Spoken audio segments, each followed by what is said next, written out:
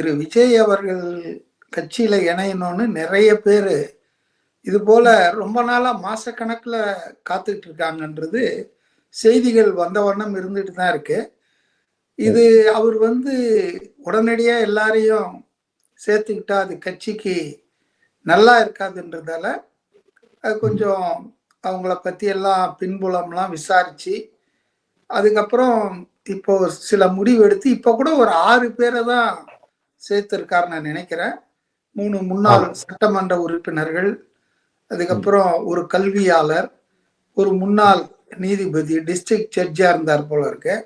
அப்புறம் ஒரு IRS retired officer. அது ரொம்ப நாளைக்கு முன்னாலேயே அவர் எப்போ விஆர்எஸ் கொடுத்தாரோ, ரெசிக்னேஷன் கொடுத்தாரோ அன்னைக்கே அவர் தாவேக்கால இணைவதற்காகத்தான் கொடுக்கிறாரு அப்படின்றது பொதுவெளியில வந்துடுச்சு. ரெண்டாவது அவர் மிஸ்டர் அருண்ராஜ் நீண்ட நாட்களாக திரு விஜய் அவர்களோடு அரசியல் ரீதியாக மறைமுகமாக, வெளிப்படையா இல்ல, ஒரு மத்திய அரசு ஊழியரா இருந்ததால மறைமுகமாக பயணிக்கிறவர் என்பது அநேகமா எல்லாருக்கும், ஊடகத்துல இருக்கிற எல்லாருக்கும் தெரிஞ்ச ஒரு செய்தி தாங்க.